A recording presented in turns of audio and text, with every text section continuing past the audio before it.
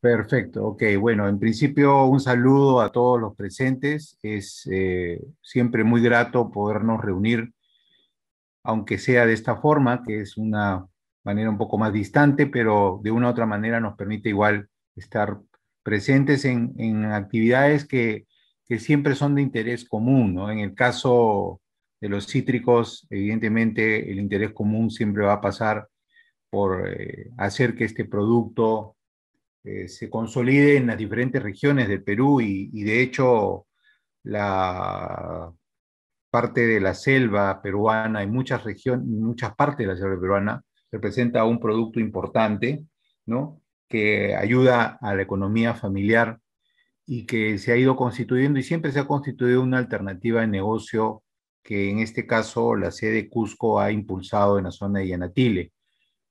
Y saludo a los productores de Yanatiles si están presentes algunos, porque en esa lucha permanente por hacer de este fruto un fruto atractivo que reconozcan, en el que reconozcan a Yanatile como una alternativa importante de negocio, hay que consolidar, ¿no? Entonces es un trabajo sólido y permanente en el cual Sierra y Selva Exportador está atrás tratando de darles esos tips que les sirvan para mejorar y ser más competitivos.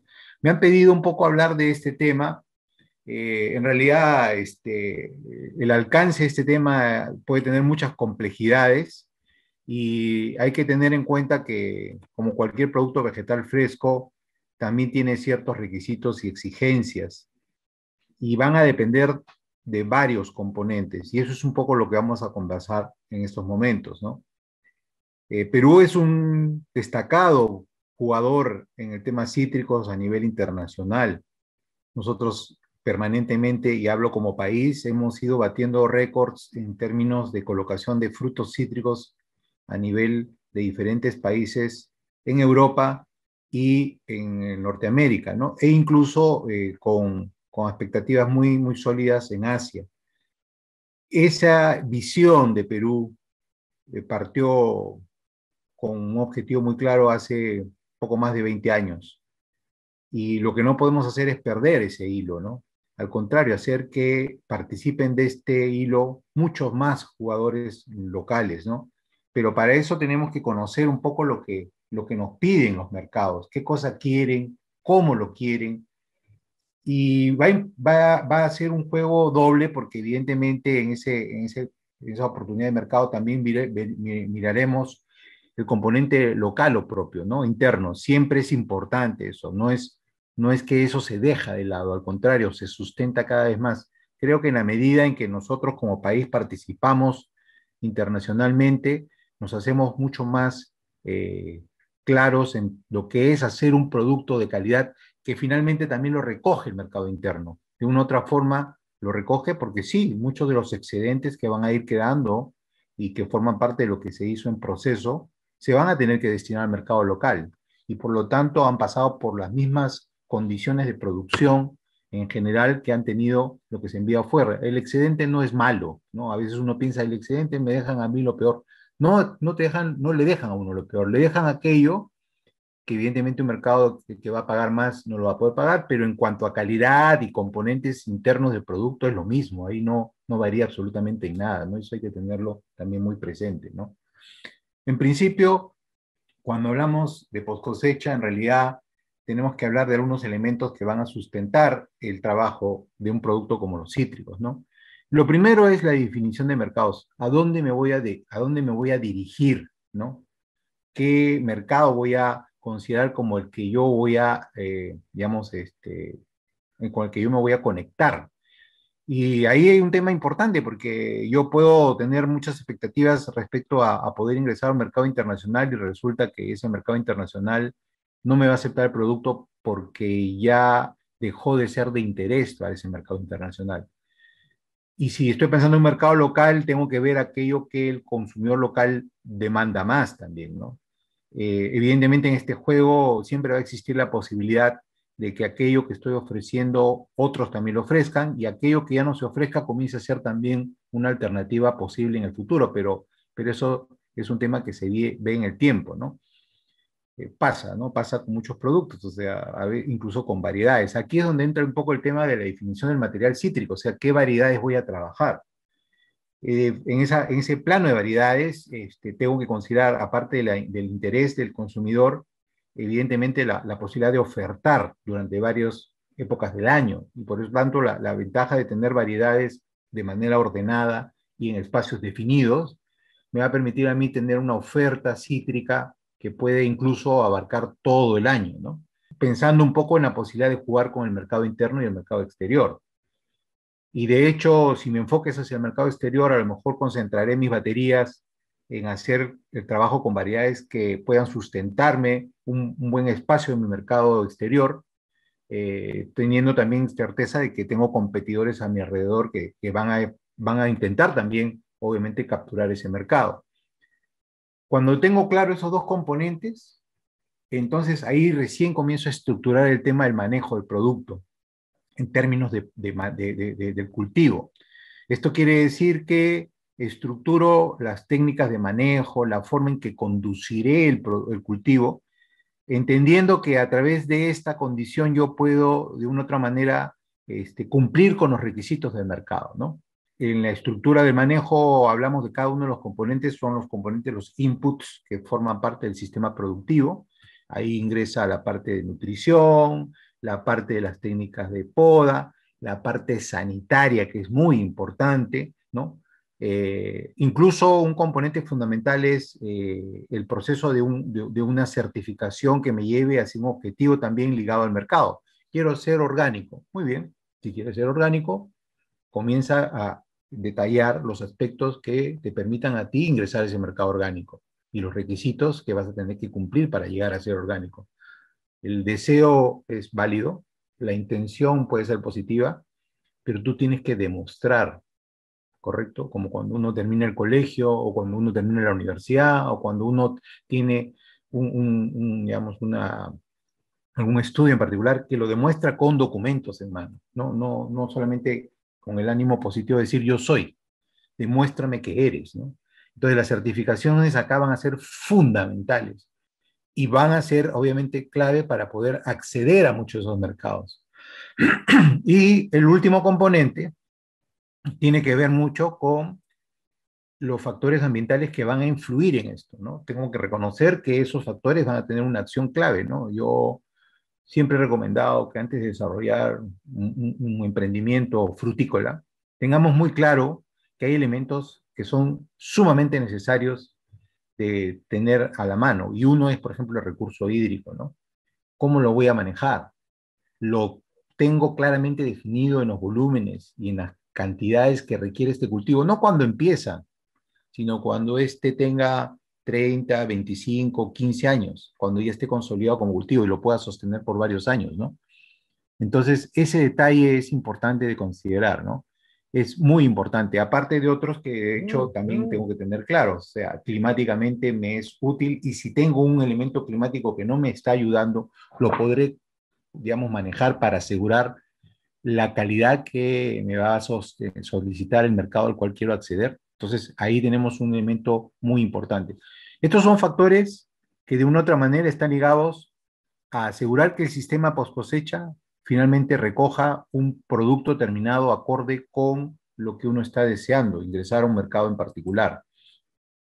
Fíjense, esto lo he puesto en algunas otras presentaciones, un poco para dar a entender que nada es gratuito, y en términos de la cosecha, nosotros vamos a defender algo que los consumidores siempre van a evaluar, ¿no?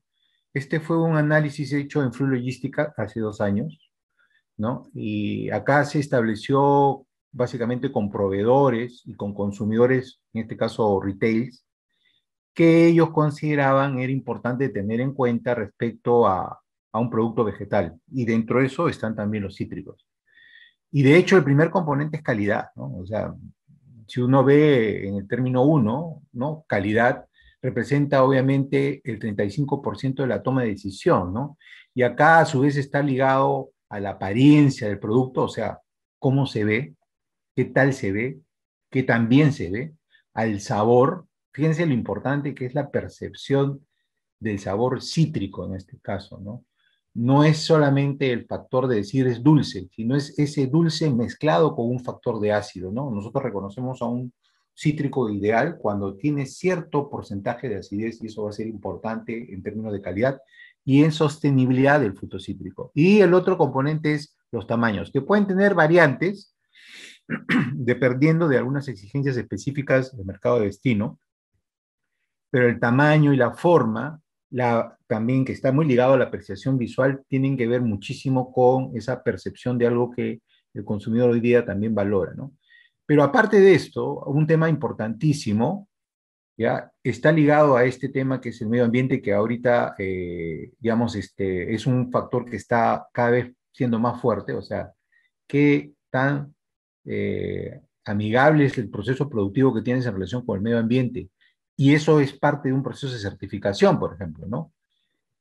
Puedo tener un producto muy bien presentado. Definitivamente la presentación va a tener una acción importante, pero si no cumplo con requisitos en la que el consumidor final hoy se está volviendo mucho más exigente, entonces, en términos de calidad, en términos de darnos un producto que cada vez se condice más con acciones positivas en favor del medio ambiente a través del proceso productivo, es probable que cada vez más perdamos oportunidad de ingresar al mercado, ¿no? De hecho, hay iniciativas que se van a ir consolidando en los próximos 10 años que nos hacen saber cuán importante va a ser esto en términos del juego de oportunidades de ingresar a mercados internacionales, ¿no? Y los mercados locales, de una u otra manera, poco a poco se van a ir, digamos, alineando a eso también. Un elemento clave es la inocuidad.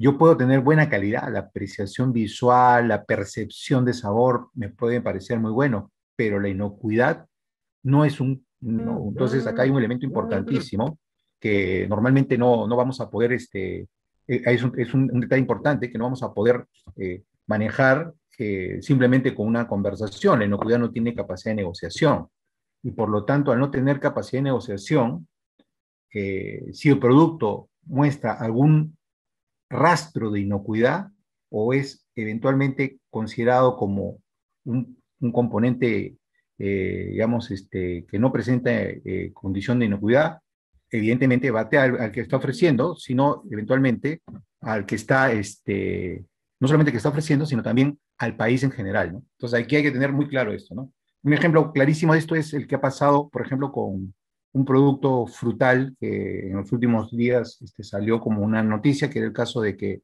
se había rastreado problemas, por ejemplo, en el caso de cereza en Chile, con COVID. Bueno, finalmente se descartó eso, pero eso le generó una baja sustancial en las ventas a Chile hacia el mercado de China, ¿no? Y fue un tema muy serio para ellos, perdón, porque finalmente le generó una pérdida de oportunidad de negocios, ¿no? Se pudo resarcir porque se demostró que no era así. Esos son temas en los que la inocuidad evidentemente demuestra que no puede ser negociable, ¿no? El producto debe mostrar ser inocuo definitivamente. Por eso es que entramos a temas de certificaciones. Las certificaciones parten de una evaluación que viene desde el campo. Esto no lo va a hacer una línea de post cosecha o lo va a hacer en lo que le corresponda a la línea de post cosecha, ¿no? Pero viene de un producto que nosotros generamos en campo y por lo tanto tenemos que tener certeza de que ese producto generado en campo represente los requisitos o tenga los requisitos que el mercado me solicita, ¿no? Desde ahí se comienza a hacer ese trabajo. La cantidad de certificaciones que uno puede encontrar ayudan obviamente a establecer mejores oportunidades de negocio, ¿no? Este año, por ejemplo, eh, para que tengan una idea, Inglaterra ya le generó un arancel superior a todos los cítricos provenientes de Europa, que representa más o menos un 16% más. Eso quiere decir que cualquier fruta cítrica proveniente de Europa va a tener un arancel con un 16% más.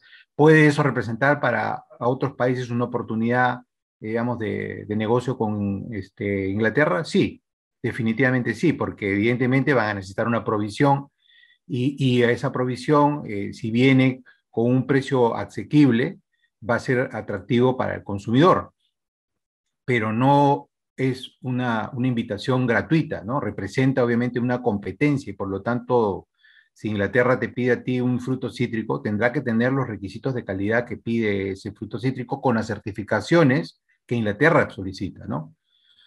Un BRC, por ejemplo, puede ser un tema importante a considerar ahí, hay que tenerlo muy claro.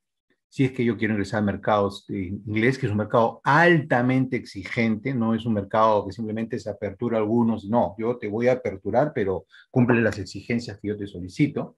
Entonces la certificación ahí va a ser muy importante también. Y claro, en ese proceso, las unidades de packing y de procesamiento en post cosecha han ido implementando, digamos, una serie de acciones concernientes a poder permitir que los frutos cítricos que uno coloca en un mercado externo pasen por el rigor de una exigencia tanto sanitaria como de evaluación en calidad, ¿no? Esto que ustedes ven acá no es tampoco gratuito, ha significado un trabajo muy profundo por parte de instituciones del Midagri, dentro de las cuales SENASA es uno de los referentes, tratando de hacer que los productos eh, presenten una calidad y una sanidad, una fitosanidad adecuada para el mercado de destino. Y por lo tanto tenemos que asegurar que este producto, una vez ingresado, no se contamine por problemas patológicos o básicamente entomológicos, ¿no? Entonces esos problemas se pueden ir previendo desde el momento en que el producto ingresa, incluso desde el momento en que ya sale de campo, ¿no? Y no sale de cualquier campo, sale de campos certificados, certificados sanitariamente, ¿no? Entendiendo que uno de los principales problemas que tenemos evidentemente es mosca de la fruta. Entonces hay que entrar a entender que si queremos ofrecer un producto, desde el campo lo estamos construyendo y en el caso de cítricos es así. Por eso es que cuando uno habla del manejo en post cosecha, siempre se remite a la primera etapa, ¿no? ¿Dónde se obtuvo el producto? ¿Cómo se construye ese producto? ¿Cómo ejecutas los procesos de manejo de ese producto? Y si tienes también certificación para asegurar que lo que estás haciendo es correcto. Entonces, los factores de precosecha van a tener una acción fundamental en esto, en términos de asegurar inocuidad y en términos de asegurar calidad. Yo no voy a asegurar calidad en un packing. Yo lo que voy a hacer es seleccionar lo que está bueno de lo que está malo. Lo que voy a hacer en todo caso es sostener una calidad que ya debo haber construido en campo. Los factores precosecha son fundamentales de entender como parte de la construcción. Debo conocerlos, ¿correcto? Y debo saber cuáles están equivocados o están mal aplicados para poderlos corregir. De hecho, en estos factores precosecha hay factores de condición biótica. Esto implica pues la presencia de problemas sanitarios por plagas y enfermedades, ¿no? Y también hay problemas bióticos, ¿no? Donde participa, por ejemplo, eventualmente factores climáticos que afectaron, digamos, la calidad por efecto de deficiencias en recurso hídrico o excesos de insolación, etcétera, etcétera, ¿no? Que sumados finalmente nos van a generar el producto que nosotros vamos a recoger. En el efecto, digamos, del proceso de producción, un elemento importante son qué materiales vamos a utilizar, ¿no? En el mercado de los cítricos hay diferentes alternativas, ¿no? Desde materiales destinados a ser para fruta fresca o para procesamiento, o aquellos que tienen la doble alternativa, ¿no? Y dentro de ellos, en el caso de cítricos, vamos a encontrar la posibilidad de trabajar con naranjas, con mandarinas, con híbridos, que son tangores, ¿no? Con tangelos, que también son híbridos, incluso con limas ácidas y algunas variantes más. El Perú se ha posicionado fuertemente en estos últimos años trabajando básicamente con tangores, ¿no? Con mandarinas y con tangores. Y ha dejado un poco atrás el tema de naranjas y mucho más atrás el tema de tangelos, ¿no? No ha posicionado todavía alternativas con el caso de toronjas, por ejemplo, y también está empezando a tratar de posicionar algunas alternativas con limas ácidas, ¿no? De hecho, lo que más nos ha aperturado el mercado siempre ha sido el tema de mandarinas y tangores, ¿no? Y nos hemos centralizado bastante en ese tema. Y eso es importante entender porque hay una oportunidad en ese espacio que ha crecido fuertemente hacia afuera. En el interior, en el interno, pero uno deja de tener una oportunidad de seguir manteniéndose, digamos, a través del consumidor nacional en términos muy claros, ¿no? Naranjas, mandarinas y limas ácidas. Esos son, digamos, los conceptos más importantes que tenemos en cítricos a nivel local, ¿no? Y probablemente en el tema de naranjas, centramos mucho más nuestra oportunidad de naranjas en naranjas para proceso, ¿no? y en el caso de mandarinas sí para consumo en fresco, no tanto para proceso. Y lo mismo ocurre un poco con limas ácidas, ¿no? Para procesos, porque al final está ligado al tema culinario, ¿no? Entonces, de una u otra manera, ahí es donde más nos hemos centrado, pero no nos estamos preguntando todavía si a nivel regional el tema de frescos resulta siendo importante para algunas regiones, ¿no? El caso de Yanatile, por ejemplo, su enfoque hacia el mercado regional involucra obviamente tratar de cubrir una demanda de frescos con naranjas y probablemente en ese tema también lo va a tener con el tema de mandarinas y de hecho un poquito más atrás con el tema de limas ácidas, ¿no? Y en la selva en general, esa posibilidad puede darse en varias digamos, rubros en cítricos, porque la selva tiene la oportunidad de contar con un recurso hídrico y con un clima más o menos parejo que ayuda a poder asegurar una producción casi continua. Lo que tenemos que hacer ahí es manejarlo para el mercado en particular que deseamos entrar. Este es otro concepto importante, ¿no? Yo puedo tener muy buena habilidad en la producción, pero a lo mejor no me he percatado de que si voy a ingresar a un mercado en particular, un aspecto importante es establecer qué productos sí me pide ese mercado que puedo utilizar en términos de agroquímicos y cuáles no me pide que se utilicen, ¿no? Y por lo tanto, sabiendo que esos productos se pueden usar, esos agroquímicos se pueden usar, ¿cuáles son los límites máximos que me permite poder tener en términos de residuo, ¿no? Ese fruto cítrico para poder acceder a ese mercado? Hay productos que lamentablemente ya no están en la lista y no van a poderse utilizar porque están prohibidos y evidentemente generan incluso rechazo completo de un producto, de una carga de fruta, ¿no? En el caso de cítricos, la lista uno la puede encontrar tranquilamente en la FAO.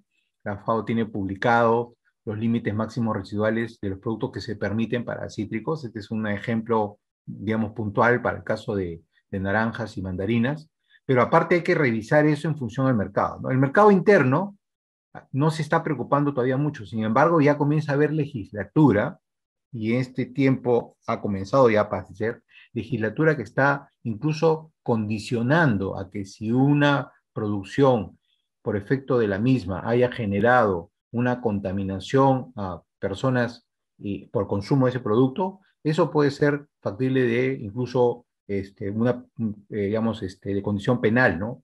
Y cárcel. Entonces, hay que entender ahora cómo está manejándose la legislatura. Habrá que ver cómo se va a monitorear eso, porque es un tema también bastante complejo en términos de equipamiento y análisis, pero hacia eso está vinculado esto, lo cual es adecuado, correcto, porque yo estoy defendiendo a mi consumidor también, y eso es importante tener en cuenta. Entonces, la responsabilidad de la producción parte de esto, de establecer que no solamente hago un producto de calidad, sino vuelvo a repetir, un producto con inocuidad, ¿no?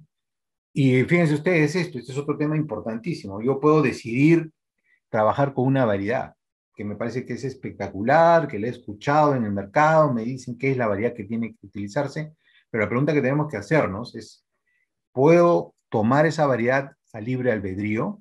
¿Puedo tomar esa variedad y producirla sin que nadie me diga nada? La pregunta pasa ahora por un rigor muy claro. ¿Qué permisos tengo yo o con qué permisos cuento yo para hacer uso de esa variedad? Porque si estoy usando una variedad en la cual yo no tengo permiso de uso, entonces me estoy complicando en un tema legal, no solo como productor, sino como país en general, porque Perú tiene firmado convenios en las que la condición de cumplir las normas digamos, de obtención de variedades es fundamental. Entonces, acá también le están pidiendo muchos que se alineen, como debe ser, a lo que es lo formal, ¿no? La formalidad parte de esto. Aquellas variedades que están liberadas, no hay problema, ¿no? De pronto hoy uno puede, por ejemplo, trabajar en el mercado nacional con una variedad como W. Murcott, esos son tres materiales de tangores, ¿no? Y de hecho, en el caso de la W. Murcott, hay mucha gente que tiene W. Murcott ahorita y si va a tener semilla, tiene semilla, ¿no? Y eso es un tema crítico, ¿no? Y eso es un tema crítico, ¿no? Porque evidentemente no vamos a poder manejarnos con esta condición de unas frutas sin semilla porque este material, por ejemplo, tiende a polinizarse. Pero hay materiales desarrollados, ¿no? Que tienen la característica de no presentarlo, pero igual como en el caso de muchos otros variedades, necesitan un permiso para ser utilizados. Si yo no lo tengo y lo empiezo a utilizar, me estoy complicando en términos de lo que va a ser el acceso al mercado, porque probablemente pueda tener una penalidad, incluso complicar las condiciones de la normativa en la que se ha comprometido Perú a ser formal respecto a esto. Entonces, eso hay que tenerlo muy, muy claro también.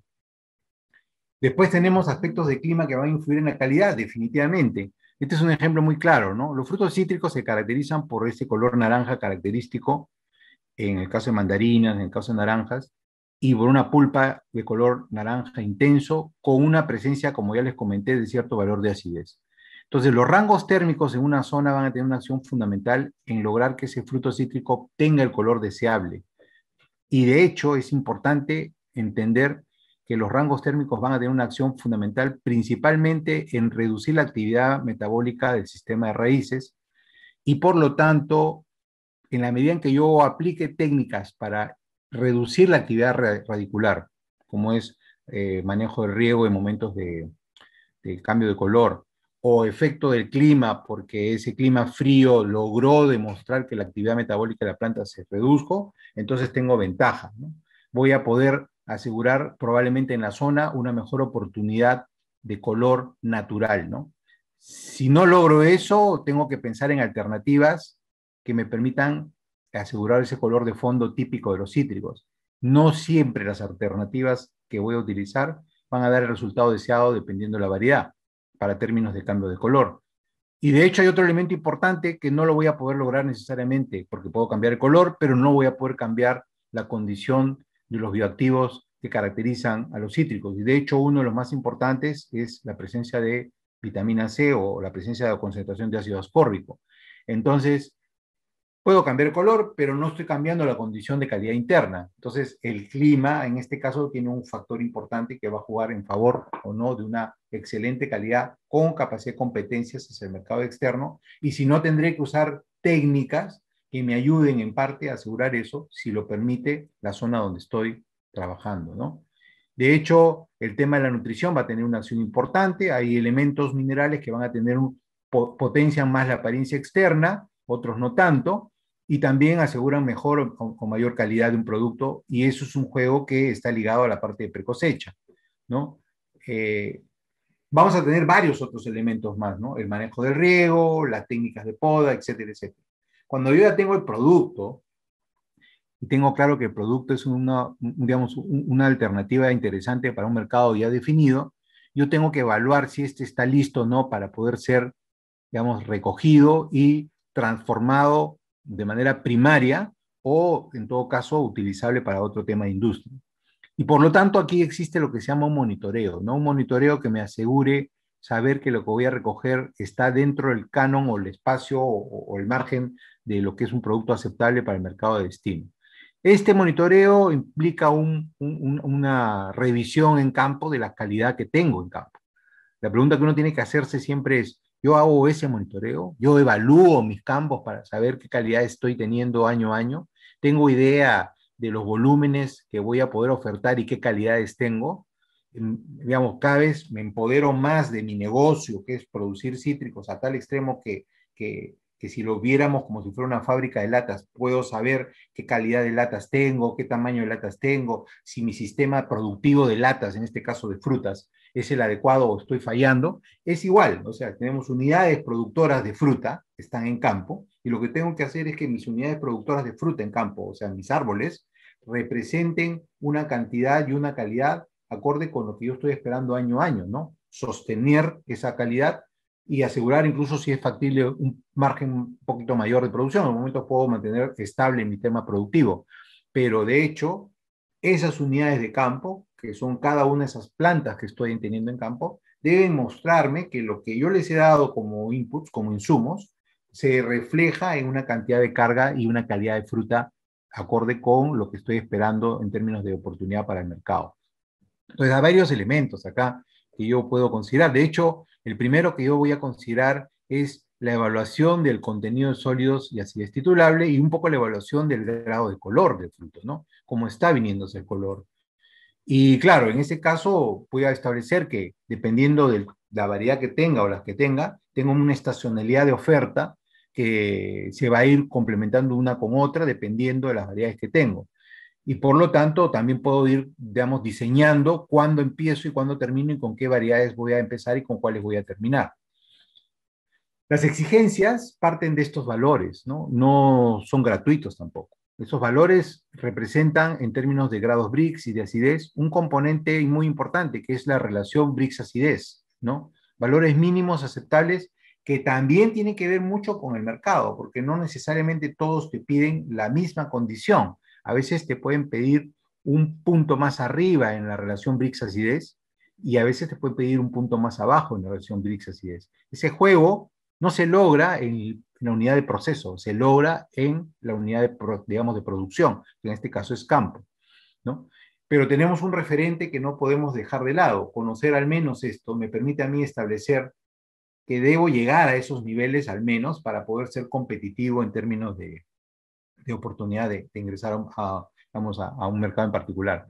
Y claro, las técnicas que se utilizan hoy son muy sencillas, no son complicadas, pero representan el trabajar esto de manera periódica para armar lo que se llama un cuadro de cómo va evolucionando la calidad interna y la externa en un campo o varios campos con cítricos, ¿no? Cuando yo tengo clara esa información, inicio ya el proceso de cosecha, o sea, la extracción del producto, que en realidad es un procedimiento que puede parecer simple, y de hecho lo es, pero que sí se tiene que tener claro, debe realizarse con el cuidado necesario, ¿no? Acordándose en principio que los frutos cítricos, de una u otra manera, por sus características de origen, son especies que presentan ramas espinosas en diferente grado. Las mejores variedades las presentan en una condición muy reducida o prácticamente imperceptible. Las variedades más antiguas, ¿no? O aquellos materiales que no han sido mejorados muestran esta característica como un poco más notable. El recojo de la fruta representa hoy día todo un trabajo en el que el cosechador o el recolector se acerca obviamente a aquella fruta que representa la calidad externa deseada. Muchas veces esa calidad externa deseada no debería ser parte de lo que viene a ser el recojo. En todo caso, si se recoge esa calidad, se va a separar en campo, porque evidentemente pasar por un packing con una calidad no deseada va a ser más complicado. Y evidentemente el cosechador utiliza herramientas que son parte esencial del proceso de la cosecha, ¿no? Estas herramientas o materiales son necesarios, ¿no? La tijera de cosecha, que es una herramienta fundamental porque permite una extracción simple, sencilla y práctica de un fruto cítrico, ¿no? El morral de cosecha, que te permite a ti cargar sin problemas la fruta hacia una java de cosecha o hacia un bin de cosecha, y eventualmente las escaleras o cualquier otro dispositivo que me permita acceder hacia la fruta, ¿no? El cosechador va a la fruta, ¿no? Y eso hay que entenderlo. El cosechador sabe qué fruta debo recoger, qué debe recoger y cuál no, en términos de más o menos tamaño y aspecto externo, ¿no? El cosechador se entrena visualmente en eso, aprende a apreciar, porque no va a estar probando cada uno de los frutos para saber si está dulce o no. Eso ya se evaluó. Se tuvo oportunidad de hacer evaluaciones, se establecieron en los campos cuáles estaban más avanzados o no, y se programó una cosecha para iniciar un trabajo conjunto, ¿no? Tratando de recoger aquella fruta que realmente está lista. El color también va a ser importante. En la medida en que yo recoja un fruto con menos verde, si es que el fruto va a ser finalmente naranja, o en todo caso totalmente naranja, en buena hora, ¿no? Hay materiales cítricos en donde el color tiene que lograrse en campo, y si no se logra en campo, difícilmente o muy complicado va a ser lograrlo después, ¿no? ¿Correcto? En el caso de los tangores, por ejemplo, eso es complicado porque algunos materiales de tangores son altamente sensibles a aplicaciones post-recolección para mejorar ese color. Simplemente no se cambia el color, se mancha la fruta, ¿no? Porque es una epidermis muy sensible, ¿no? Hay materiales que son muy sensibles también a esto cuando los grados de presencia de color verde por efecto de clorofila es muy, muy notable, que por más que le apliquemos, ¿no? Algunos componentes para poder lograr el cambio de color, este color no se logra con el valor que uno desea porque no ha habido una acumulación adecuada de carotenos en epidermis. Y eso es campo. Entonces, esos detalles hay que tenerlos muy, muy en cuenta también, ¿no? Acá tenemos un ejemplo claro, ¿no? En la medida en que yo el color lo voy eligiendo con valores que están mucho más cercanos a cero, evidentemente voy a tener más opción de tener un mejor color en procesos post-recolección para mejorar el color. Conforme me alejo de ello, evidentemente va a ser más difícil de poder lograr el color de fondo deseado, ¿no? Incluso ese color ni siquiera va a llegar al naranja deseado, sino probablemente a un amarillo pálido. Y eso es crítico incluso cuando la concentración de clorofila en la epidermis es muy alta. Entonces, ahí ya no se genera el cambio de color, se genera digamos, un pardeamiento de epidermis que no es deseable para un mercado externo, ¿no? O un mercado nacional inclusive, ¿no? Ahora, hay ciertos procedimientos que yo sigo durante el proceso de, digamos, de recolección en campo, sí, asegurar pues el acceso al campo y a las líneas de plantación va a ser importante, contar con digamos, los equipos y contar con los vehículos necesarios para su traslado si fuera necesario, o materiales. De hecho, es importantísimo tener unidades de preacopio en campo para poder ordenar la fruta que se dirige a una unidad de proceso, ¿correcto? Va a ser muy importante. Y pasamos a toda esta etapa. Esta etapa en realidad no es una etapa que se modifica demasiado, ¿no? En general, en los frutos cítricos, esta secuencia que estoy mostrando se sostiene. En algunos casos puedo eliminar alguno de esos componentes, pero hay unos que no se van a eliminar, ¿no? De hecho, tras la recolección existe un traslado a la unidad de proceso. Y la unidad de proceso va a tener que trabajar varias alternativas, ¿no? Dependiendo, vuelvo a repetir, de las exigencias de su mercado final. Un elemento importante es que cuando el producto es trasladado de campo hacia la unidad de proceso, la primera fase es la recepción misma, ¿no? En la recepción uno evalúa la calidad de lo que se está recibiendo, ¿no? Evalúa si el color está dentro de los márgenes que se están pidiendo para un mercado en particular, si el calibre es más o menos el adecuado, si no hay evidentemente evidencias de residuos en la epidermis que pueden ser muy serios, ¿no? La limpieza en parte de la fruta, en parte, no va a ser perfectamente limpio, pero se evalúa eso. Son elementos que me ayudan a establecer la calidad al momento de recepcionar el producto, ¿no? Y después vienen las fases posteriores, que son el drenchado, el lavado, el encerado, la selección, el calibrado, ¿no? Etcétera, etcétera. Eventualmente, esta parte es muy importante, si es que nosotros consideramos que la fruta cítrica va a ir a un mercado que me va a exigir el cambio del color óptimo para un acceso a ese mercado. Por ejemplo, en el mercado internacional, las competencias van a pasar, y ya lo vimos por efecto de la apariencia. Y si yo pienso en cítricos, y cuando pienso en naranjas o pienso en mandarinas, no estoy pensando en mandarinas azules, ni estoy pensando en naranjas moradas, ¿no? Estoy pensando en naranjas de color anaranjado, y si es intenso, mejor. Estoy pensando en mandarinas de color anaranjado, y si es intenso, mejor. Entonces, el consumidor tiene claro lo que está pensando encontrar. Y cuando yo veo un fruto cítrico perfecto en color, y aparte de eso, muy bien formado, ¿no? Y muy agradable a la vista, eso me va a invitar a llevármelo. Eso definitivamente pasa, ¿no? Entonces, una ventaja en frutos cítricos por su condición no climatérica es que yo puedo introducirlos en un proceso de desverdizado, ¿no? Por eso es que se ve por eso es que se ve influir sobre la calidad del desverdizado, ¿correcto? A través del uso de etileno, ¿no? Yo puedo influir en la cantidad de desverdizado en función al uso del etileno, pero el etileno tiene ventajas como también tiene desventajas. Y de hecho, en algún momento, si es que no tenemos un producto de calidad, vamos a tener serios problemas en términos de color respecto al desverdizado. Y ahí hay que tener mucho cuidado en esto también. La primera etapa es el drenchado, ¿no? Yo utilizo algunos productos fungicidas para asegurar una limpieza primaria de la fruta que viene de campo. El drenchado es muy importante porque de una u otra manera estoy eliminando algunos problemas fungosos, y de hecho me va a dar un poco más de oportunidad de que la fruta, si pasa un desverdizado, se comporte mejor en ese desverdizado, ¿no? Entonces, ese drenchado es un duchado que puede ser trabajado con algunos fungicidas. En el mercado nacional se utiliza el imasalil y el tiobendazoles como alternativas de fungicidas. Hay que tener en cuenta hoy día que algunos mercados, por ejemplo, como el caso del mercado de Japón, ya no permite el uso de imasalil, ¿no? O sea, simplemente no debe haber rastros de imasalil, y eso es un tema que se tendría que evaluar en su momento. Y por lo tanto, las exigencias, vuelvo a repetir, algunos mercados en términos de productos son muy puntuales, ¿no? Tras ese drenchado, puedo llevarlo al desverdizado si es necesario. El desverdizado es un proceso que puede tener cierta complejidad si no tengo claro los elementos que ayudan a este proceso de desverdizado. Entonces, en el tema del desverdizado, si ustedes observan, debo considerar, en principio, las características del espacio donde voy a desverdizar, quiere decir la cámara de desverdizado.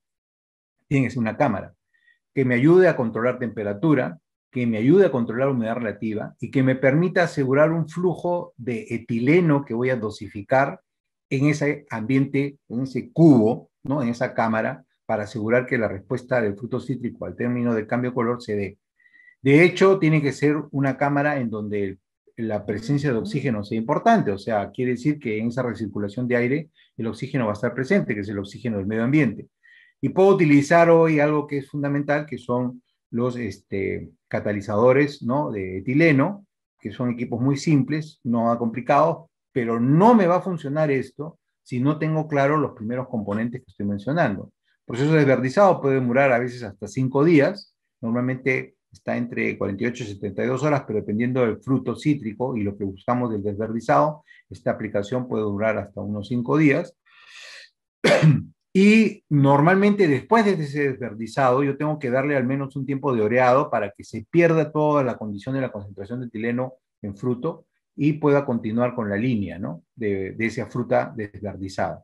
Ojo, en un desverdizado no estamos llevándolo a un almacenaje en frío, fíjense la temperatura, por lo tanto va a haber una pérdida de peso.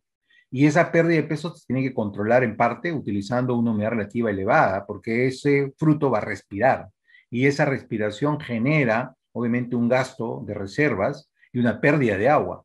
Y esa pérdida de agua afecta el peso. Entonces hay que tener mucho cuidado con eso. Entonces el fruto cítrico debe merecer hacer este trabajo porque es un trabajo que realmente hay que hacerlo cuidadosamente, ¿no? Fíjense tres ejemplos claros de frutos con diferentes grados de color en campo, ¿no? Acá tenemos el que está aquí, el segundo está acá abajo y el tercero acá. Si uno observa, este de acá, por ejemplo, es un fruto que no ha terminado de tener un buen desverdizado, ¿no? En cambio, el de acá tiene mucho mejor color porque el grado de color con que se inició el desverdizado estaba mucho más ligado al amarillo, ¿no? En campo. Entonces, no es que puedo desverdizar cualquier tipo de color y por eso voy a tener el color final de verde que yo deseo, de anaranjado que yo deseo, ¿no? Si ese color verde que existe en campo no me lo va a permitir. Y eso es lo que hay que tener claro, ¿no? El Instituto Valenciano de Investigación Agrícola desarrolló algo interesantísimo, que es una guía, ¿no? Que uno puede referir en cambios de color de piel para cítricos, partiendo de este equipo que se observa acá, ¿no? Este es un colorímetro. El colorímetro da un valor de color en rangos numéricos y ese rango numérico se lleva después a una cartilla que ellos prediseñaron y después ya la pusieron, digamos, a manos de todo el interesado para poder tener una idea del grado de color que debe tener un fruto cítrico dispuesto a un buen desverdizado, ¿no? Cuando yo desverdizo también tengo que tener mucho cuidado con esto, porque el etileno, básicamente como hormona, es una maduradora de tejidos, ¿no? Y influye en la senescencia. Y la pérdida, por ejemplo, de la consistencia de una epidermis puede influir de una u otra manera en problemas de pudrición peduncular, como el caso de diplodia, o eventualmente también puede afectar seriamente la pérdida de la inserción del pedúnculo y del cáliz, ¿no? Que es crítico, pues un fruto cítrico que pierde cáliz y pedúnculo en proceso de post cosecha ya es un fruto que es deteriora, que digamos que se considera de descarte, ¿no? De mala calidad, ¿no? Entonces esa pequeña corona que acompaña siempre a los cítricos debe estar sostenida hasta que el consumidor final se la lleve, ¿no? Cuando una fruta ya está lista, ingresa a la línea de proceso, pasa primero por un volcado, ¿no? Que es la fase primaria en la que simplemente el fruto entra a la línea, que es un trabajo que hay que hacerlo con mucha delicadeza, para después pasar por todo el proceso de desinfección o lavado. Acá es importantísimo saber qué vamos a utilizar para desinfectar. En los últimos años, por ejemplo, se ha ido descartando algunos desinfectantes para ir dando paso a aquellos que tengan mejor condición de inocuidad y de hecho los ácidos peracéticos, los ácidos acéticos o peróxidos han tenido una participación muy importante, los ácidos, perdón, las combinaciones de insecticidas, digamos, de desinfectantes en base a compuestos naturales como el ácido cítrico han empezado digamos, a mostrarse como más atractivos. Hoy se utiliza mucho el peracético y y de hecho funciona bastante bien como una alternativa para desinfección. No todos los peracéticos son buenos, hay marcas y marcas, y eso hay que revisar, ¿no? Pero que en principio sobre esa línea se está trabajando mucho en packings ahora, sí, porque estamos dándole mayor oportunidad al producto de presentar menos complejidad en términos de agroquímicos en epidermis, ¿no? Y sobre todo en packing, que es donde no va a haber oportunidad para que ese límite se pierda, ¿no? Siempre va a aparecer porque obviamente no hay tiempos de degradación, son muy pocos los tiempos para que se degrade. Se utilizan algunos fungicidas que todavía son permitidos, ya les comenté el caso de Imasalil, que tiene ciertas restricciones en algunos mercados, el tiobendazole todavía se utiliza, ahí aparecen algunas alternativas que todavía hay que consolidarlas, no es que necesariamente todas ellas funcionen para cítricos, son propuestas, ¿no? Y no necesariamente todas ellas nos dan la respuesta deseada para algunos problemas fungosos que aparecen en post cosecha, ¿no? Generalmente penicillium, ¿no? Algunos Rhizopus también que pueden estar presentes. Cuando yo ya tengo el proceso, digamos, de desinfección, puedo entrar a una eliminación por lavado también del detergente, después de haber hecho la desinfección primaria, y del secado correspondiente, ¿no? Este secado se hace con paños y posteriormente, dependiendo del mercado, puedo trabajar el tema de encerados. Ese es otro espacio que también se está tratando de modificar.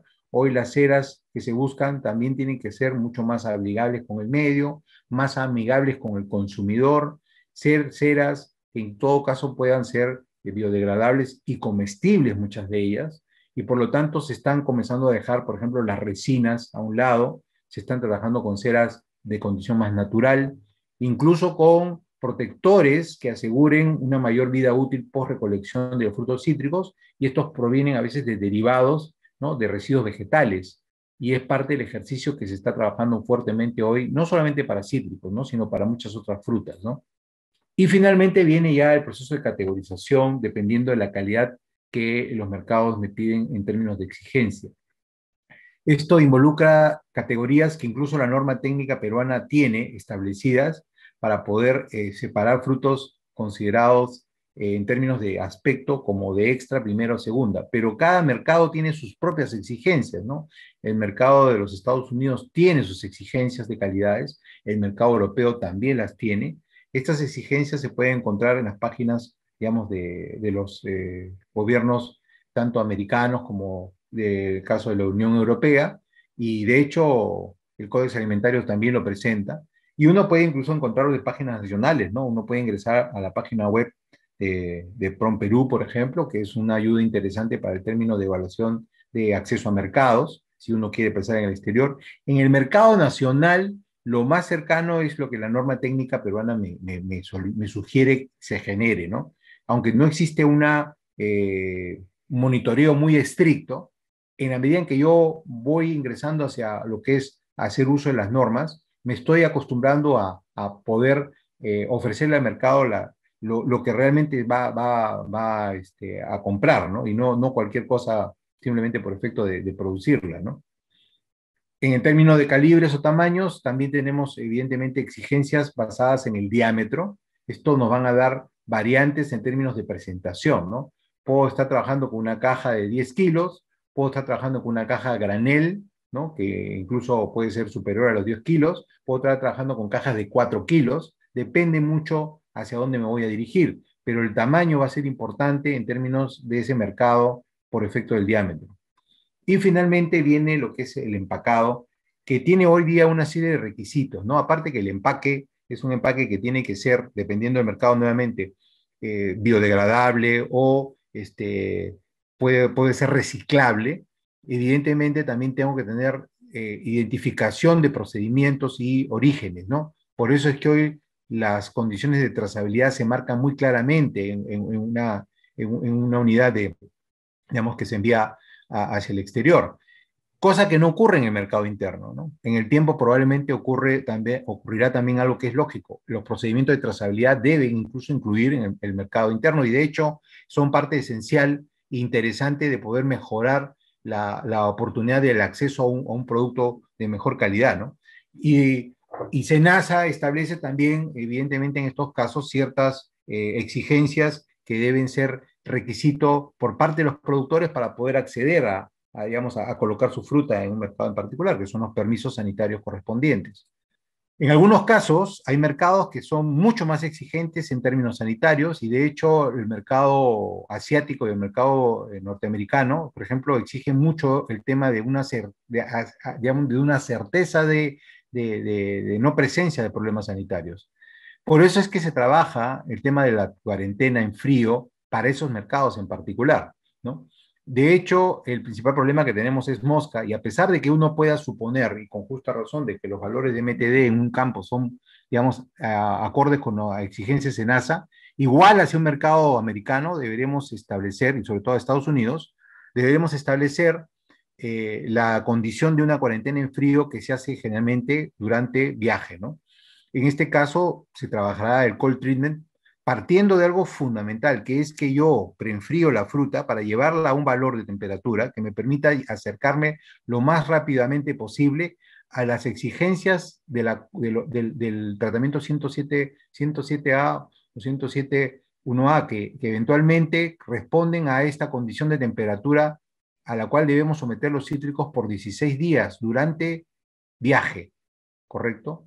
O podría ser no durante viaje, pero evidentemente perdemos 16 días. La condición es que mientras esto no se interrumpa, la fruta va a llegar sin problemas. Pero si esto se interrumpe, esa fruta lamentablemente no va a ser aceptada en esos mercados, ¿no? Por eso hoy los tratamientos de cuarentena en frío, que se manejan bastante bien, sobre todo hacia los Estados Unidos, parten de un monitoreo muy sólido que empieza en preenfriamiento, ¿no? Esto que ustedes ven acá es una prueba que se hizo a finales de los 90, imagínense, ¿no? Porque Perú tenía intención de poder llegar hacia Estados Unidos, ¿no? La experiencia de este tema fue muy gratificante, nos permitió, yo tuve la oportunidad de participar mucho en esto, ¿no? Para poder asegurar que los frutos cítricos pudieran finalmente acceder a un mercado importantísimo para nosotros, es muy importante el mercado de los Estados Unidos, y evidentemente nos costó, y digo nos porque es un trabajo del país, ¿no? Nos costó mucho hacer esto y no es tan simple pensar que hoy hago una cosa y mañana no me preocupo, no, porque hacer esto implica un trabajo de muchas familias y personas atrás que están involucradas en hacer que esto camine, ¿no? Entonces son instituciones, son empresas y son familias de productores que hoy esperan, obviamente, que esto crezca más, ¿no? Evidentemente, este fue un trabajo muy sólido, permitió asegurar que los frutos cítricos realmente en el Perú respondieran al tratamiento de cuarentena en frío y fue gratificante saber que fue positivo, ¿no? Hoy lo positivo lo observamos en las cifras que el Perú exporta hacia otros países y la cantidad de divisas que ingresan al Perú, ¿no? Hay mucho más por hacer en esto, definitivamente. Falta incorporar otras zonas del Perú que pueden ser también competitivas en esto, ¿no? Bueno, finalmente tenemos el tema del almacenaje, que tradicionalmente es sobre estos valores. No hay, digamos, grandes diferencias acá. Esto ya es una sistemática ya muy bien armada, todo un procedimiento muy bien conocido en términos de tiempos y temperaturas y almacenaje en cuanto a humedad relativa. Y hoy incluso puedo utilizar sistemas de atmósfera modificada o controlada para asegurar una mejor respuesta, incluso en viajes mucho más largos.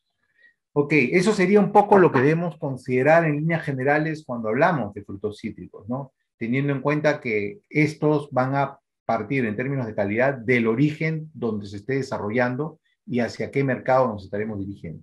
Ok, no sé si hubieran preguntas, muchas gracias. Muchas gracias, ingeniero Parodi. Sí, tengo dos preguntitas, si le parece. Sí, adelante. Ok. La primera es, ¿cuán importante es tener certificaciones para poder exportar cítricos? Bueno, lo que habíamos conversado, ¿no? En principio, las competencias de una organización de productores, las competencias de una empresa que se dedica a hacer cítricos en fresco, pasan por demostrar que realmente lo que uno hace, correcto, es lo que en exigencias ese mercado me va a solicitar. Y la demostración palpable o fehaciente es la certificación, porque con eso yo puedo asegurarle a mi comprador o a los compradores con los que estoy negociando que cumplo con lo que ese mercado me exige, ¿no? Entonces, y como siempre he dicho, yo puedo tener la mejor voluntad, yo puedo decir mi verdad es correcta, pero hoy esa verdad queda hasta ahí nomás si no tenemos documentos que nos acrediten este componente de certificación. Entonces, en la medida en que vamos certificando, que no tenemos que empezar a certificar todo, podemos certificar por componentes básicos y después ir entrando a los más complejos, si quisiéramos verlo de alguna forma, me va a ir permitiendo a mí acceder mucho mejor y con mejores capacidades de competencia a mercados del exterior, ¿no? Y la siguiente pregunta también dentro del tema de certificaciones es, ¿cuánto tiempo aproximadamente demora el proceso de certificación?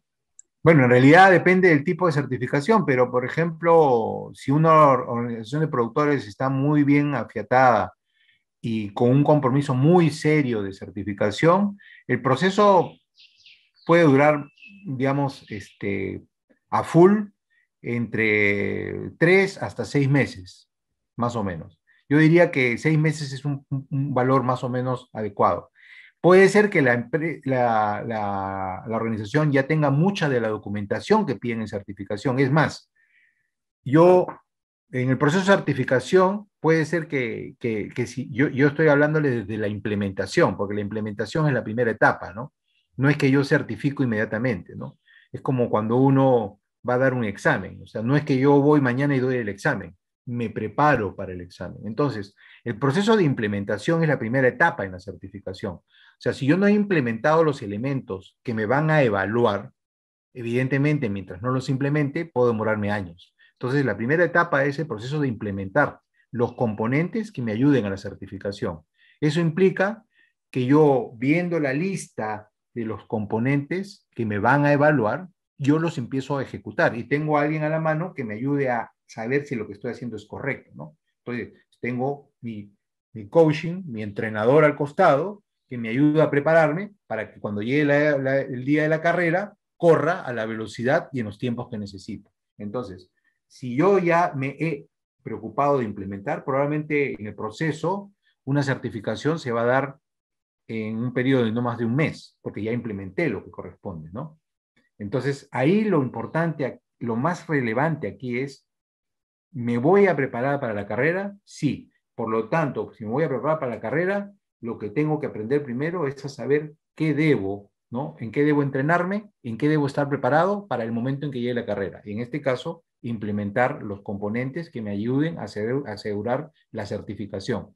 Llegada a la certificación, obviamente el encargado de la certificación va a acercarse, va a evaluar, probablemente encuentre algunas observaciones, esas observaciones se podrán levantar, si son menores no hay problema, es inmediato, y finalmente en la siguiente simplemente llega la certificación. Entonces, depende mucho de los tiempos que uno haya utilizado para la implementación y que ésta esté acorde con las exigencias para lo que va a ser la certificación, ¿no?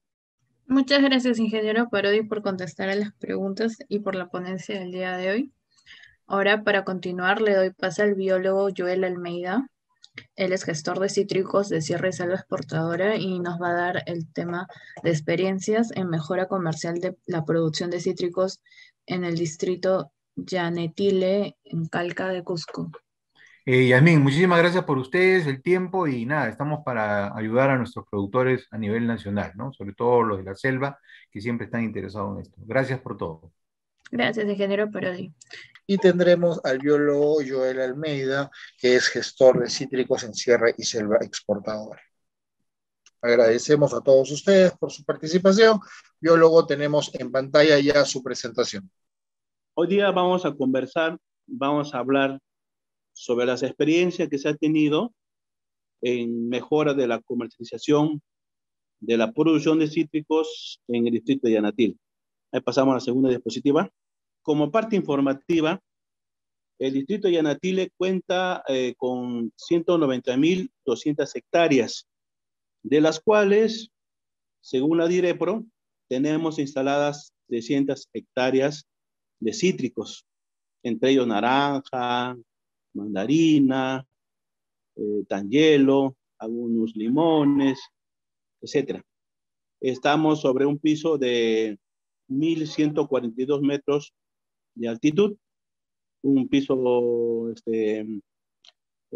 promedio bueno para lo que es la producción de los cítricos. Entre las variedades más importantes instaladas en el distrito, tenemos la Washington Ivy, más conocido como la naranja Guando sin pepa. Es una naranja que se ha instalado de los años 60. Se trajo yemas de la zona de costa de la hacienda Guando de Guaral, donde se hicieron las primeras instalaciones en el fondo Monte Salvado, que ahora pertenece a los salesianos.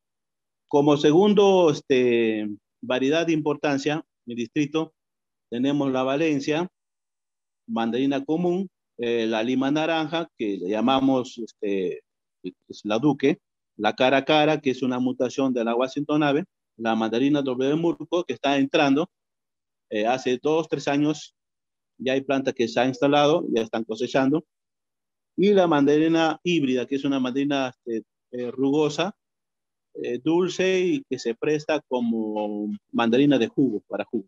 Como antecedente, se tiene que en el 2013, sabiendo la historia, muchos de los productores, ellos no vendían su fruta en forma directa, vendían por unidades, por medidas de ciento, ¿no? Por ciento.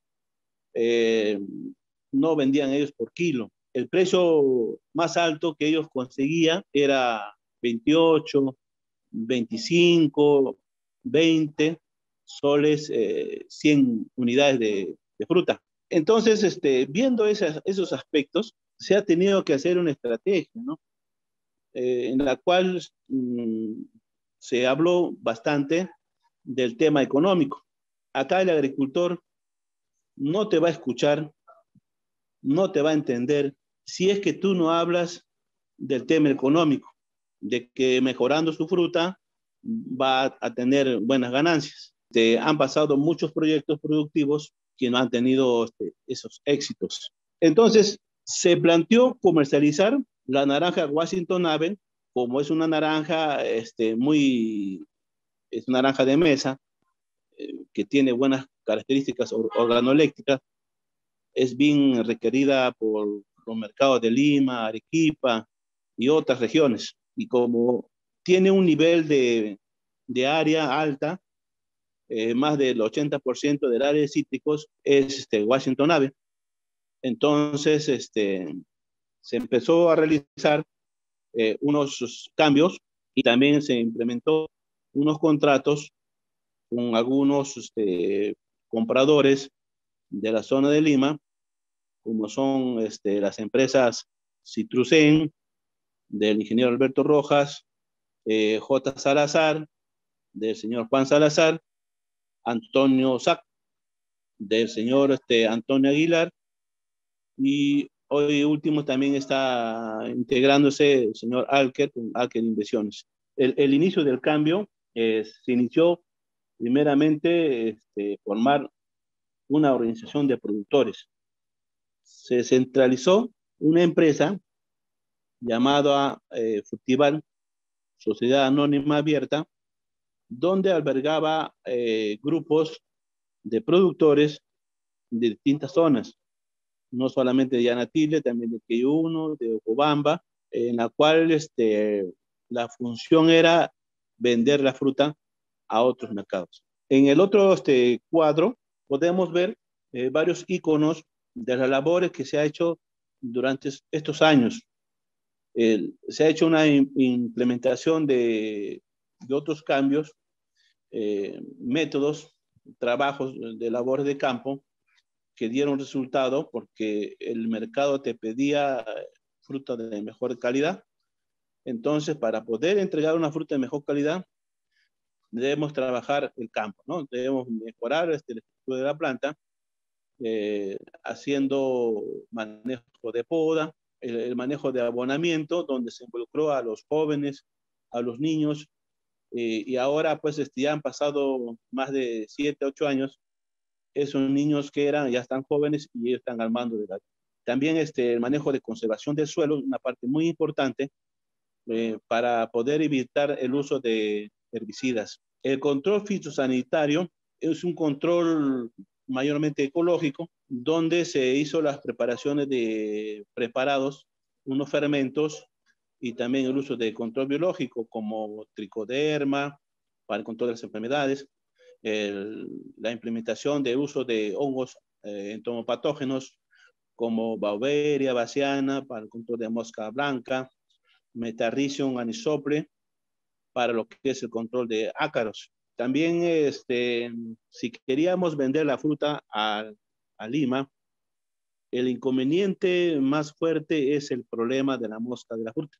Es ahí donde se hace la implementación en esos años, un monitoreo, un trabajo riguroso de la mosca de la fruta, en la cual los productores han tenido que aprender para poder llevar la fruta a otros lugares, porque solamente por medio de la certificación de SENASA podíamos nosotros vender la fruta a Lima. Si la fruta estaba picada con mosca, simplemente se quedaba toda la carga y se perdía todo ese lote de cosecha.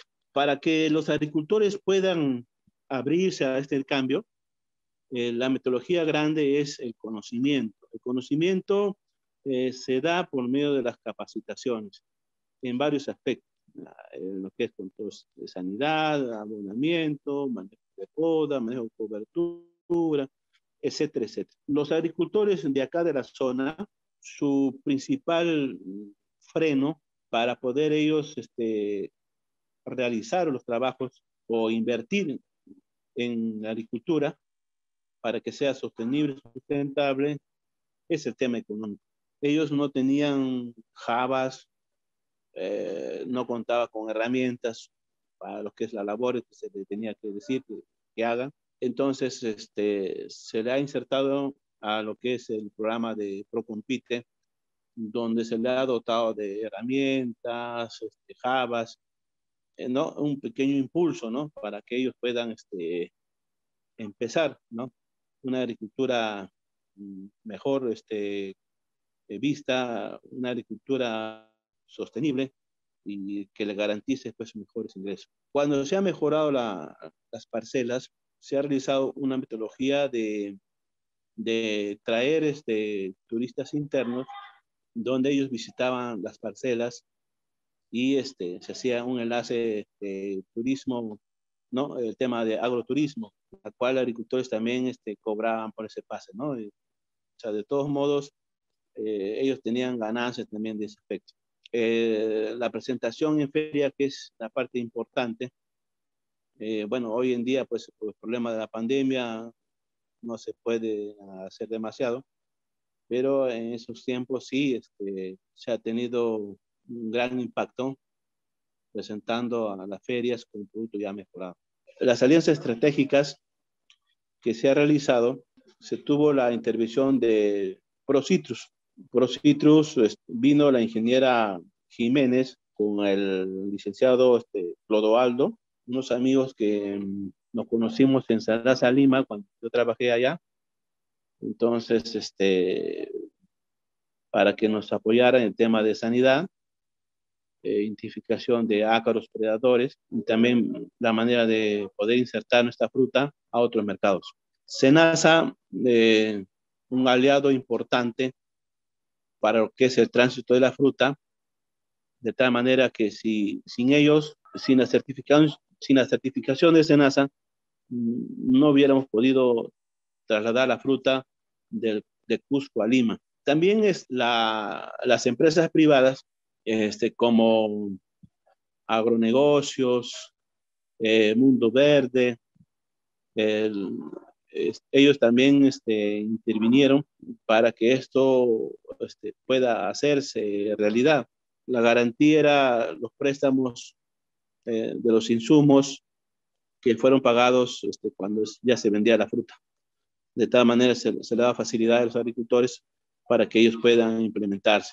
Y sobre todo, la presencia de nuestra institución, Sierra y Selva Exportadora, que da el impulso y da el sostenimiento del precio en el tiempo, ¿no? Hemos intervenido en el año 2019 como Sierra Exportadora, en la cual el precio se ha mantenido y también ha elevado.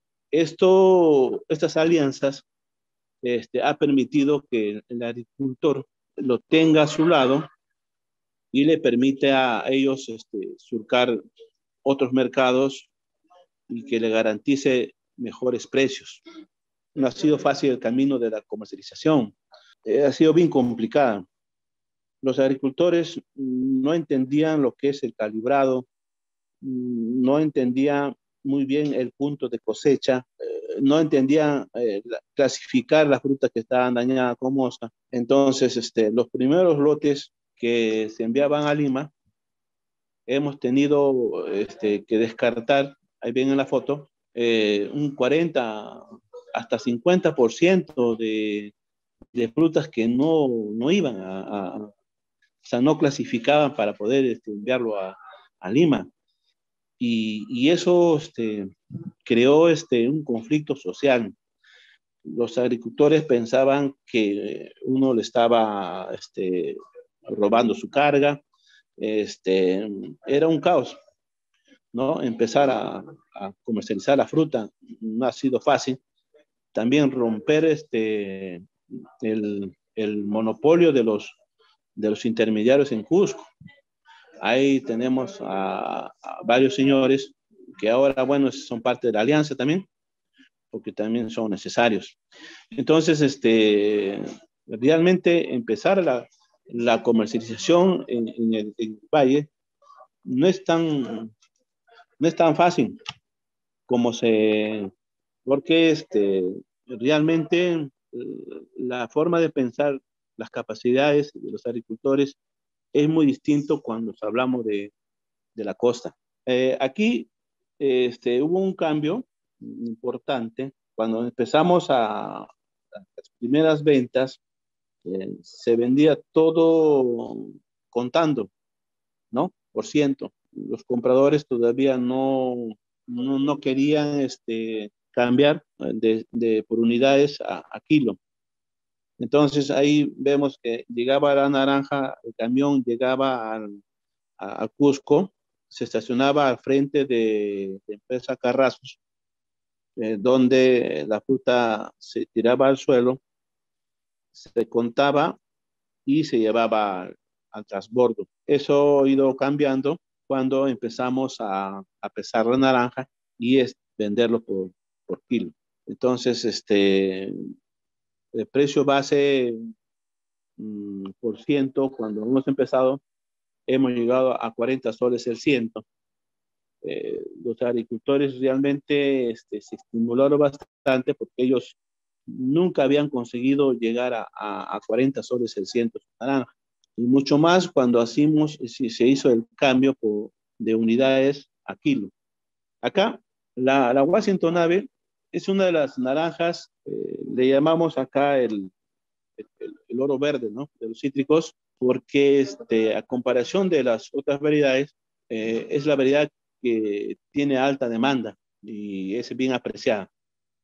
Es ahí donde se involucró los comerciantes, los empresarios, perdón. Ahí la empresa Citrucén, Salazar, con ellos dos se empezó a trabajar. Se hizo una firma de acuerdos comercial para poder enviar la naranja a su empresa, donde se consideró los 5 puntos de importancia. Primero, el primer punto ha sido el punto en campo, que significa realizar las podas, hacer una nutrición, mejorar la calidad de la fruta, de que no esté dañada, con ácaros, que esté naranja limpia, que tenga un grado BRICS encima de los 12, también en lo que es cosecha y post cosecha, que sea una cosecha dirigida, con el punto de madurez, cosechar en baldes o en jabas cosecheras para poder evitar el daño de la fruta. Hay que recordar que la fruta de los cítricos viajan pues 2 días desde que llegan al Cusco, los días jueves, los días sábados se descarga ya en la planta. Son 2 días. Si esa fruta está maltratada, simplemente empieza a podrirse y a malograrse en el mismo carro de transporte. También el otro punto era el centro de acopio.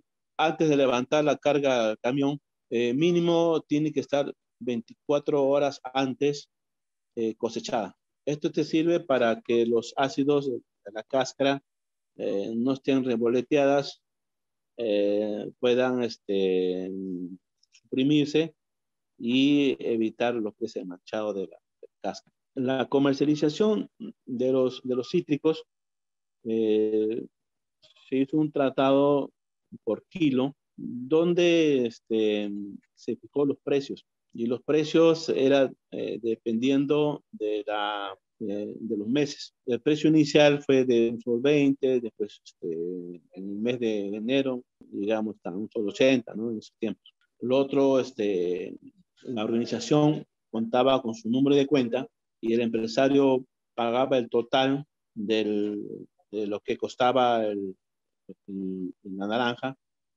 descontando lo que es el porcentaje de merma, un promedio de 5 a 10%, y se le pagaba a los agricultores en sobre, entonces de tal manera que ellos ya no viajaban, sino se tenían los representantes llevando la naranja a Cusco y se hacía el transbordo.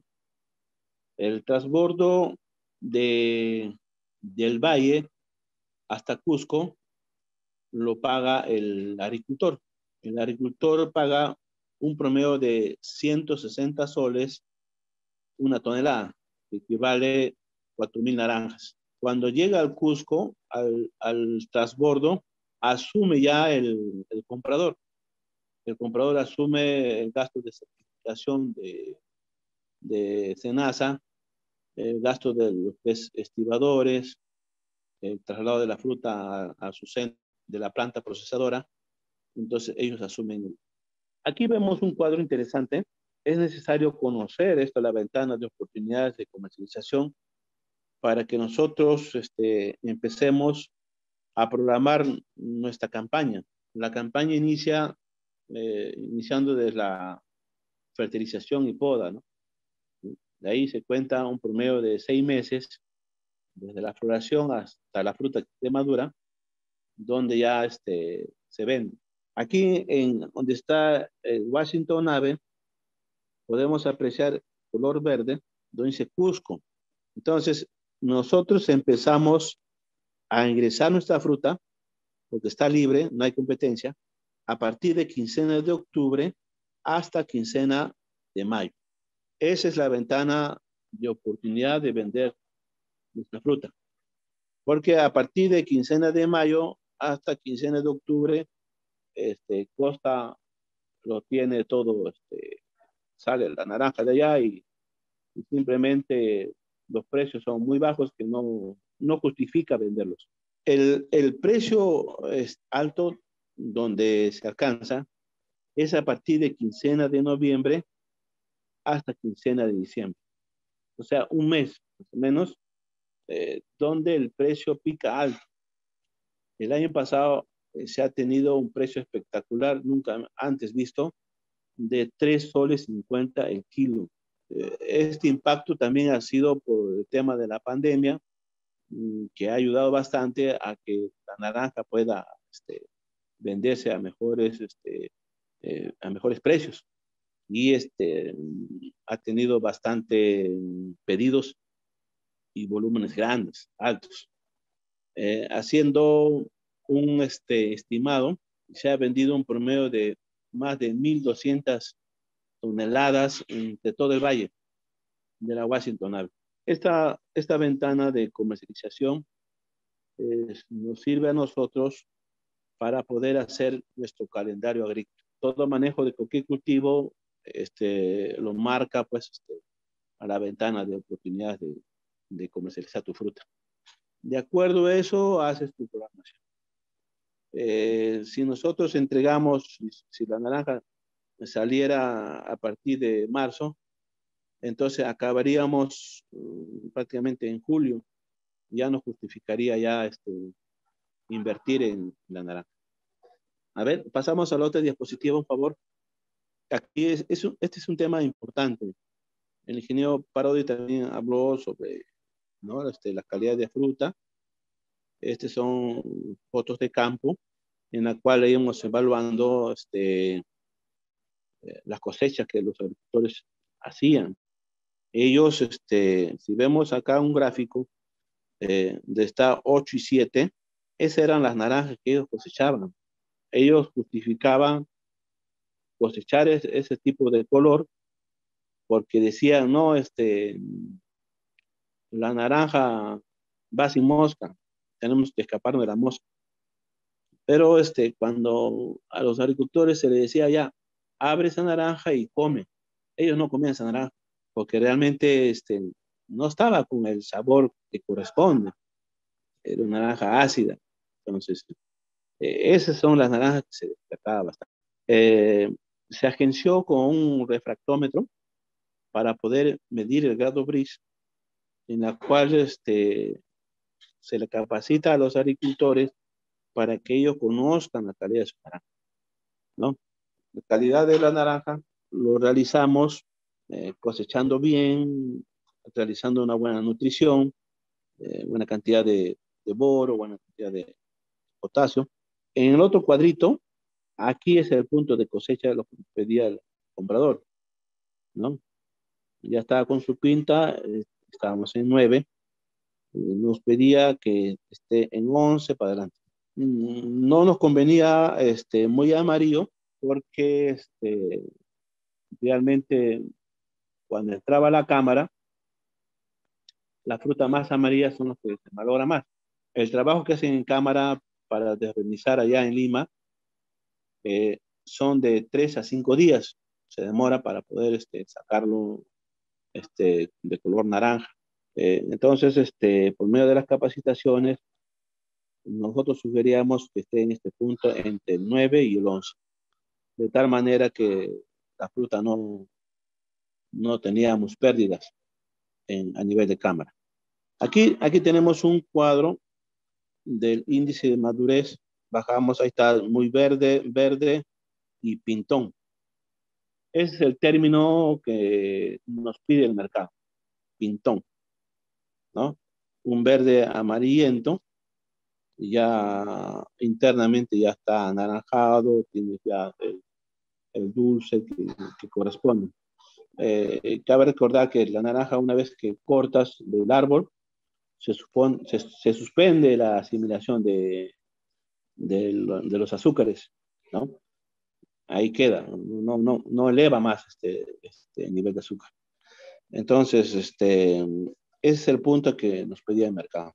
Muy diferente al punto de madurez que nos pide en la variedad Valencia. En la variedad Valencia nos pide el color verde, ¿no? El color verde nos pide porque es una naranja de jugo.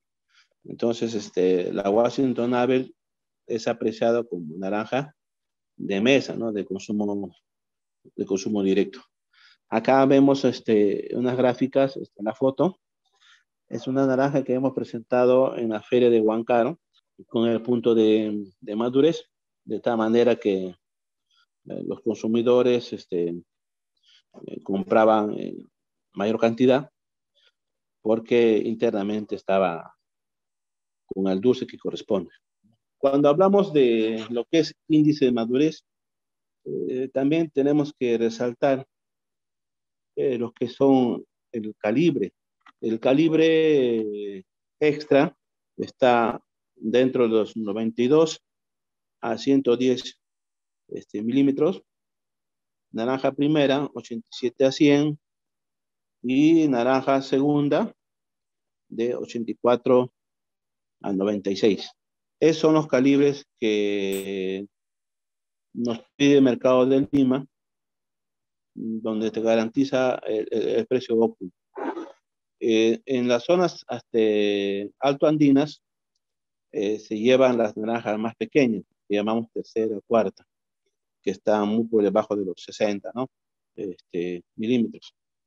Ellos, la zona andina lleva bastante esos tipos de naranjas pequeñas. El precio tampoco no es tan rentable, pero al menos te soluciona. Se soluciona el trabajo, ¿no? La venta de mercado regional se ha hecho por Javas, empezando. de esta área ha sido de 2 kilos. Para poder enviar la naranja a Lima, se ha tenido que pagar la inspección fitosanitaria.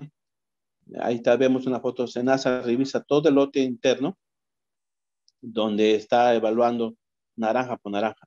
Si encuentra el 5% de la naranja picada, simplemente esa carga no va. Una vez que se verifica, se pone el precinto, y con el precinto viaja hasta la zona de Lima, donde no tiene ninguna interrupción de que puedan bajar esa carga. El siguiente diapositiva, hay los problemas también en cámara. Durante los primeros años se ha tenido una merma de más de 40%, ¿no? Eso es porque los agricultores todavía no cosechaban bien, cosechaban en lluvia, golpeaban. Entonces, cuando entraba la cámara, simplemente esa naranja tenía una producción alta. En el siguiente cuadro, con la intervención de Sierra Exportadora, en el distrito de Yanatile, ahí vemos, en esta diapositiva, hay unos cuadros donde presenta de 2014 al 2018 los precios altos, 1.40, 1.60, 1.80. 2018 se llegó a 2 soles 50. Cuando hemos intervenido a la asociación barrial, a Sofrut, hemos podido estabilizar el precio, porque mira, si ven el cuadro bajo en 2017 ha llegado hasta 80 céntimos. Pero a partir del año 2019, el precio bajo no ha bajado más de 1 sol 10. Más bien se ha mantenido y ha subido a 1 sol 40. Entonces, por ese lado hemos tenido un gran impacto en el tema de lo que es la comercialización. Los costos de producción, el siguiente cuadro.